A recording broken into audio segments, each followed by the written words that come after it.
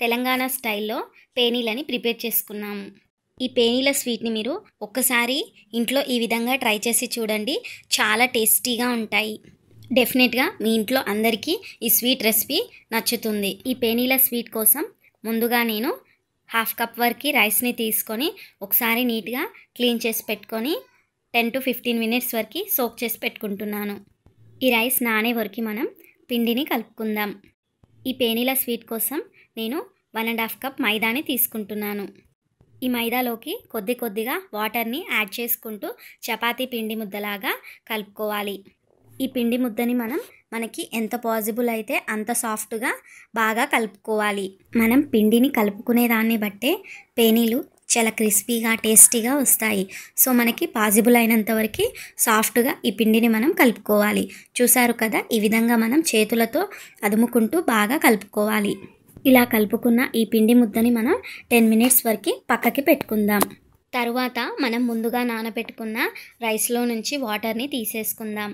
చూసారు కదండి, రైస్ ఎంత బాగా నానిపోయాయో. ఇప్పుడు ఈ రైస్ని మనం డ్రై చేసుకోవాలి. సో అందుకు నేను ఒక జల్లెడ ప్లేట్ తీసుకొని అందులో ఈ రైస్ని ఆరబెట్టుకుంటున్నాను. సో ఈ విధంగా ఆరబెట్టుకోవడం వలన ఎక్సెస్గా ఉన్న వాటర్ అంతా ఈ హోల్స్లో నుంచి డ్రై అయిపోతుంది. సో ఒక 5 to 10 మినిట్స్లో ఈ వాటర్ అంతా డ్రై అయిపోతుంది. మీకు తొందరగా రైస్ డ్రై అయిపోవాలి అంటే ఒక కాటన్ క్లాత్లో ఈ రైస్ని ఆరబెట్టుకుంటే 1 మినిట్లో రైస్ మొత్తం డ్రై అయిపోతాయి. తర్వాత నేను ఒక 1/2 కప్ వరకు షుగర్ని తీసుకుంటున్నాను.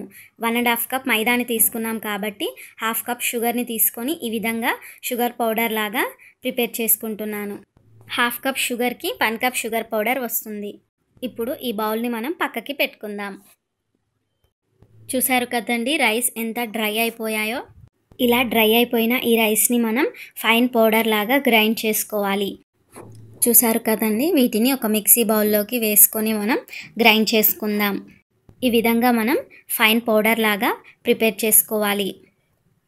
ఇలా ప్రిపేర్ చేసుకున్న ఈ బియ్య పిండిని మనం ఒక బౌల్లోకి తీసుకుందాం.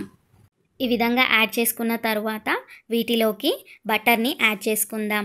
మీకు ఇంట్లో ప్రిపేర్ చేసిన బటర్ అవైలబుల్గా ఉంటే యాడ్ చేసుకోండి. ఈ పేనీలు మరింత టేస్టీగా ఉంటాయి. బట్ నాకు అవైలబుల్గా లేదు, సో నేను మస్కటీ బటర్ని తీసుకుంటున్నాను. నేను వచ్చేసి అన్సాల్టెడ్ బటర్ని తీసుకున్నాను.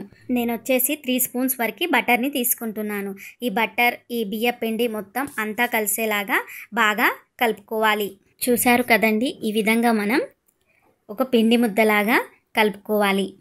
బటర్ వలన పేనీలు చాలా టేస్టీగా రెడీ అయిపోతాయి. అలాగే చాలా స్మూత్గా నోట్లో వేసుకుంటే కరిగిపోయేలాగా రెడీ అయిపోతాయి. సో మీరు ఒకసారి ఈ విధంగా ట్రై చేసి చూడండి. చాలా టేస్టీగా పేనీలు ఇంట్లో మనం రెడీ చేసుకోవచ్చు. ఈ విధంగా మనం ఈ బియ్య పిండిని బటర్ని కలిపి పెట్టుకున్న తర్వాత ఈ బౌల్ని పక్కకు పెట్టుకుందాం. తర్వాత ముందుగా పక్కకు పెట్టుకున్న ఈ పిండి ముద్దని తీసుకొని ఒకసారి చేతులతో ఈ విధంగా అదుముకోవాలి.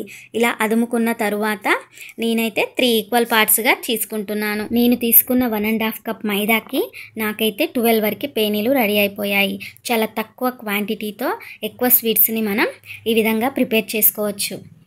ఇలా 3 ఈక్వల్ పార్ట్స్గా ప్రిపేర్ చేసుకున్న తర్వాత ఒక్కో పిండి ముద్దను తీసుకొని చపాతీ కోలతో చపాతీలాగా స్ప్రెడ్ చేసుకోవాలి. పొడి మైదా పిండి సహాయంతో ఈ పిండి ముద్దలని చపాతీలాగా మనం స్ప్రెడ్ చేసుకోవాలి. మరీ పలచగా కాకుండా మరీ మందంగా కాకుండా మీడియం లాగా మనం వీటిని స్ప్రెడ్ చేసుకోవాలి. చూసారు కదండి, ఈ విధంగా మనం చపాతీని స్ప్రెడ్ చేసుకున్న తరువాత ముందుగా మనం కలిపి పెట్టుకున్న బియ్య పిండి బటర్ని ఒకసారి తీసుకొని ఈ విధంగా ఈ చపాతీకి అంతా స్ప్రెడ్ చేసుకోవాలి. మొత్తం ఎక్కడ వదిలిపెట్టకుండా అంతా స్ప్రెడ్ చేసుకోవాలి. ఈ విధంగా స్ప్రెడ్ చేసుకున్న తరువాత షార్ప్గా ఉన్న నైఫ్తో కానీ స్పూన్తో కానీ ఈ చపాతీకి మనం ఘాట్లని పెట్టుకోవాలి. కొద్దిగా వదులుతూ సన్నగా మనం ఘాట్లని పెట్టుకోవాలి. ఇలా ఘాట్లు పెట్టుకొని పేనీలని ప్రిపేర్ చేసుకోవడం వలన పేనీలు మనకి పొరలుగా వస్తుంది. సో చూసారు కదండి, ఇలా మనం ఘాట్లని పెట్టుకుందాం. ఈ విధంగా ఘాట్లని పెట్టుకున్న తరువాత ఒక్కో ఘాట్లో ఉన్న లేయర్ని తీసుకుంటూ చుట్టుకోవాలి. ఇలా నేను 2 రోస్ని కలిపి ఒక పేనీని ప్రిపేర్ చేసుకున్నాను. సో మొత్తం ఇలా చపాతీకి అంతా మనం ఘాట్లని పెట్టుకుందాం. ఇలా మొత్తం పెట్టుకున్న తర్వాత ఒక్కో లేయర్లోని పిండిని తీసుకుంటూ ఈ విధంగా మనం చుట్టుకుంటూ రావాలి. ఇలా చుట్టుకోవడం వలన పేనీలు మనకి పొరలుగా వస్తుంది. సో ఇలా నేను 2 లేయర్స్ కలిపి ఒక్క పేనీని ప్రిపేర్ చేసుకున్నాను. మిగిలిన పేనీలను కూడా ఇదే విధంగా 2 లేయర్స్ని కలిపి ఒక్క పేనీలాగా ప్రిపేర్ చేసుకున్నాను. అంటే నేను ఒక్క చపాతీలో 4 పేనీలని ప్రిపేర్ చేశాను. ఈ విధంగా మొత్తం నేను 12 పేనీల వరకు ప్రిపేర్ చేసుకున్నాను. ఈ విధంగా చుట్టుకున్న తరువాత 2 హ్యాండ్స్ మధ్యలో పెట్టుకొని లైట్గా ప్రెస్ చేసుకోవాలి. ఫోర్స్గా ప్రెస్ చేయొద్దు, జస్ట్ లైట్గా ప్రెస్ చేసుకోవాలి. వీటినన్నిటినీ ఒక ప్లేట్లోకి పెట్టేసుకుందాం. మిగిలిన పిండి ముద్దలతో ఈ విధంగా చపాతీలాగా స్ప్రెడ్ చేసుకొని బటర్ మిశ్రమాన్ని అప్లై చేసుకుందాం. బటర్ మిశ్రమాన్ని మొత్తం అప్లై చేసిన తరువాత ఘాట్లని పెట్టుకుందాం. ఇలా ఘాట్లని పెట్టుకున్న తరువాత 2 లేయర్స్తోని ఒక పేనీని ప్రిపేర్ చేసుకోవాలి. అలాగే 2 హ్యాండ్స్ మధ్యలో వీటిని పెట్టుకొని నార్మల్గా ప్రెస్ చేసుకోవాలి. ఈ విధంగా ప్రిపేర్ చేసుకున్న వీటికి ఆయిల్ని అప్లై చేస్తూ పూరీ కోలతో పూరీలాగా స్ప్రెడ్ చేసుకోవాలి. వీటిని మనం మరీ పలచగా కాకుండా మరీ మందంగా కాకుండా మీడియంగా పూరీ సైజులో ప్రిపేర్ చేసుకోవాలి. ఇలా ప్రిపేర్ చేసుకున్న వీటిని ఒక ప్లేట్లోకి ట్రాన్స్ఫర్ చేసుకుందాం. మిగిలిన వాటిని కూడా ఇదే విధంగా పూరీ కోలని యూజ్ చేసుకుంటూ ఆయిల్ని అప్లై చేస్తూ పూరీలాగా ప్రిపేర్ చేసుకుందాం. చూసారు కదండి, ఈ విధంగా మిగిలిన అన్నిటినీ మనం పూరీలాగా స్ప్రెడ్ చేసుకోవాలి. ఇలా స్ప్రెడ్ చేసుకున్న తర్వాత డీప్ ఫ్రైకి సరిపడా ఆయిల్ని స్టవ్ పై పెట్టుకుందాం. ఆయిల్ని మనం మీడియం ఫ్లేమ్లోనే హీట్ చేసుకోవాలి.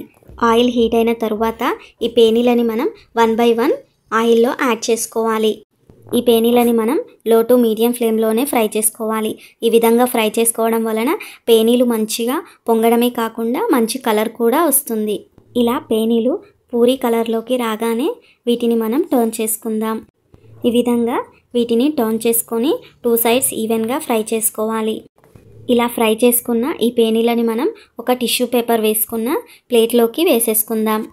ఇలా వేసుకున్న తరువాత ఈ పేనీల పైకి 2 సైడ్స్ ఈవెన్గా షుగర్ పౌడర్ని స్ప్రింకిల్ చేసుకోవాలి. మనకి స్వీట్ కంటెంట్ ఎక్కువగా కావాలి అనుకుంటే షుగర్ పౌడర్ని మీరు కొద్దిగా ఎక్కువగా యూస్ చేయండి, లేదనుకుంటే నార్మల్గా వేసుకున్నా సరిపోతుంది. సో ఇదే విధంగా మిగిలిన పేనీలను కూడా మనం ఫ్రై చేసుకుంటూ ఇలా షుగర్ పౌడర్ని స్ప్రెడ్ చేసుకుంటూ ప్రిపేర్ చేసుకోవాలి. చూసారు కదండి, ఎంతో easy and tasty Diwali special Telangana style పేనీలు స్వీట్ రెసిపీని ఒకసారి మీరు కూడా ఈ విధంగా ఇంట్లో ట్రై చేసి చూడండి. చాలా టేస్టీగా స్వీట్స్ని మనం ఇంట్లోనే చాలా తక్కువ ఇంగ్రీడియంట్స్ని యూస్ చేసుకుంటూ ప్రిపేర్ చేసుకోవచ్చు. వన్స్ అగైన్ హ్యాపీ దివాళీ అందరికీ. ఈ దివాళీ మీకు మంచి మంచి హ్యాపీనెస్ని ఇవ్వాలని కోరుకుంటున్నాను. సో అలాగే మీకు ఈ వీడియో నచ్చినట్లయితే please like, share and subscribe. మన ఛానల్ని ఎవరైనా కొత్తగా చూస్తున్నట్లయితే subscribe to Keerthi homely ideas. నేను ప్రిపేర్ చేసిన ఈ పేనీలని ఒకసారి నేను బ్రేక్ చేసి చూపిస్తాను. చూడండి, ఈ పేనీలు మనకి ఎంత క్రంచీగా క్రిస్పీగా రెడీ అయిపోతాయో ఒకసారి మీరే చూడండి. చూసారు కదా, ఇంకా ఆలస్యం ఎందుకు, మీరు కూడా ఈ విధంగా ఒకసారి ఇంట్లో పేనీలని ట్రై చేసి చూడండి. And thanks for watching my video.